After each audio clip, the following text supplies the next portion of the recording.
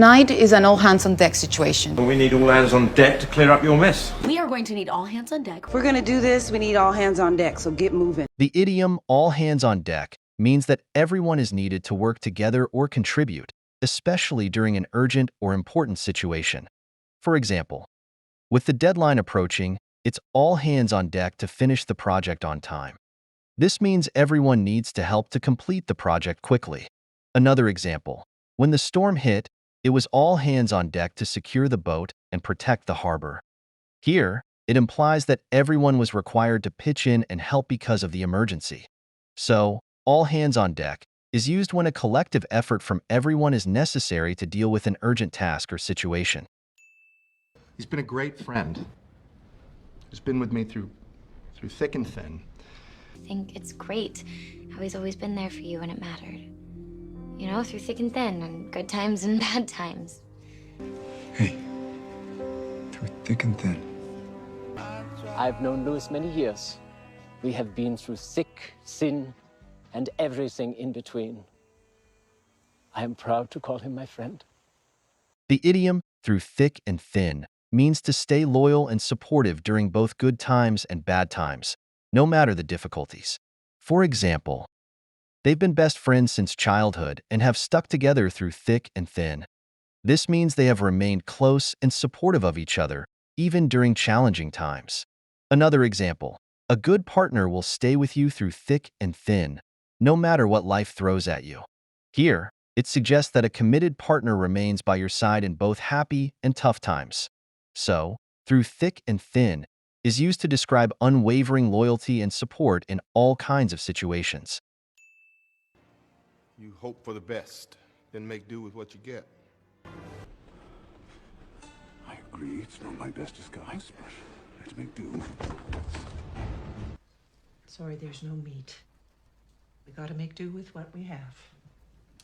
We don't have much to work with, but we make do. Sometimes it's not enough. The idiom, make do, means to cope or manage with something that isn't perfect or exactly what you need, but is the best option available in the situation. For example, we don't have enough chairs for everyone, so some of us will have to sit on the floor and make do. This means they'll manage without enough chairs by using the floor instead, even though it's not ideal. Another example, I wanted a new phone, but since I can't afford it right now, I'll have to make do with my old one. Here, it means the person will continue using their old phone because they don't have the resources for a new one. So, make do is used to describe situations where you adjust or manage with what's available, even if it's less than what you'd prefer or need. It highlights finding solutions in less than perfect circumstances. We all make mistakes. You're preaching to the choir on that one, sister. You're the coolest mom in town. Well, Tony, you're preaching to the choir. Life is sucky and hard. Preaching to the choir, baby. Being a woman sucks. Preaching to the choir, women are the worst. The idiom preach to the choir means to try to convince people who already agree with you or support your ideas, making your argument unnecessary. For example, you don't need to tell environmentalists to recycle, you're preaching to the choir. This means the speaker is addressing people who already believe in recycling, so there's no need to persuade them. Another example, when I complained about rising prices to my coworkers, I realized I was just preaching to the choir. They're all struggling with the same thing. Here, it means the person was sharing concerns with others who already agreed or understood the issue.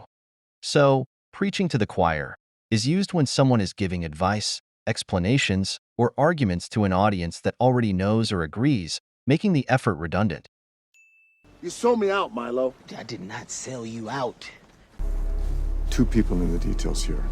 Me and Harry McKenna. Harry sold us out. Where are the others? The ones you're hiding? I don't sell out friends. I don't know nothing about that. Not according to the driver. Look who else is here. Your friend Julius. He sold you out. The idiom, sell someone out, means to betray someone, often by revealing their secrets or going against them for personal gain. For example, I trusted him with my plans, but he sold me out to my competitor for a better deal. This means he betrayed the person by sharing their plans to benefit himself. Another example. She found out her friend sold her out by telling the teacher she had skipped class. Here, it means the friend betrayed her trust by revealing something she wanted to keep secret. So, sell someone out describes an act of disloyalty where someone betrays another person's trust, usually for their own advantage or benefit. I am so sorry for springing this on you, but I need you to watch Alex. I don't know what kind of surprise you're gonna spring on me. Does this poor girl know you're going to marry her, or you're just going to spring it on her all of a sudden? I was just surprised when you sprung the whole living with your mom stuff on me. The idiom, spring something on someone, means to surprise someone with unexpected news, a request, or a situation, often without giving them time to prepare. For example, don't spring the change of plans on him at the last minute. He hates surprises. This means you shouldn't surprise him with the new plans without giving him time to adjust. Another example, she sprang the news on us that she's moving to another country next month. Here, it means she unexpectedly told them about her big decision, catching them off guard. So, spring something on someone refers to suddenly or unexpectedly revealing something to someone, usually without warning or preparation. Nice to meet you, Nick. Nikki's going to be here helping us for the busy holiday season, so I want you to show him the ropes. Teach him everything you know. They both have a lot of experience and can show you the ropes. Christine's dad, he's really been talking to me about bringing me into his property business, showing me the ropes. Sam, this is my niece Sadie. Hi. Sadie, Sam. Hi. Sadie's gonna help out around here for a while. I thought you could show her the ropes. Yeah, okay. Cool. The idiom, show someone the ropes, means to teach someone how to do a task, job, or activity, especially if they are new to it and need guidance. For example, it's her first day at the company, so I'll show her the ropes and explain how everything works. This means the speaker will guide her through her new job and help her understand the basics. Another example, when I joined the hiking club, an experienced member showed me the ropes and taught me how to use the gear. Here, it means the experienced member helped the new person learn what to do. So, show someone the ropes is about giving someone instructions or guidance to help them get started or become familiar with something new. Boy, if you were half as smart as you think you are, you'd clean up your act. And what do you want me to do here? Well, I want you to clean up your act. My mom's cleaned up her act. A lot. I'm gonna make some major changes in my life. Clean up my act. There you are. Jay.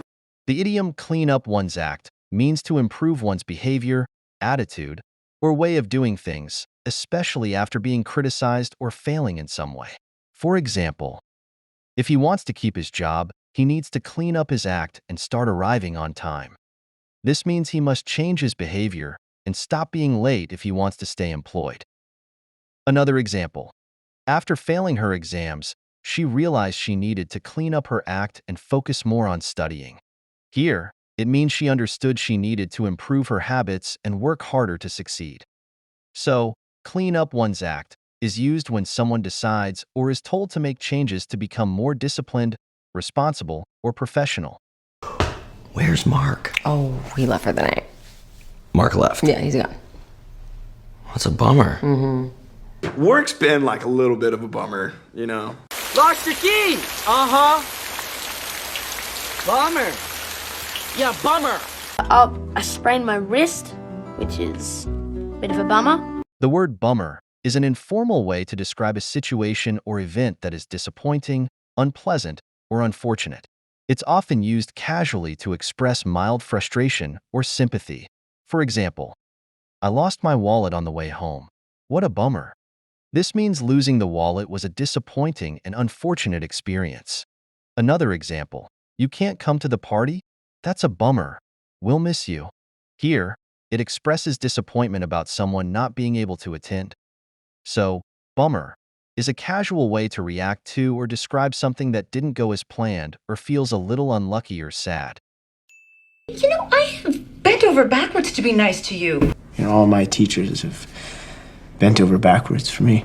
It sounds like you've bent over backwards for this girl, but what is she giving you back? Alice, your dad and I have bent over backwards to try to do things your way. The idiom bend over backwards means to make a great effort to help or accommodate someone, often going beyond what is normally expected. For example, the staff bent over backwards to make sure we had everything we needed during our stay. This means the staff went out of their way to provide excellent service. Another example, he bent over backwards to help his friend prepare for the big interview, even staying up late to practice with him. Here, it shows he made an extraordinary effort to support his friend. So, bend over backwards is used to describe situations where someone puts an extra effort or goes above and beyond to assist or please others.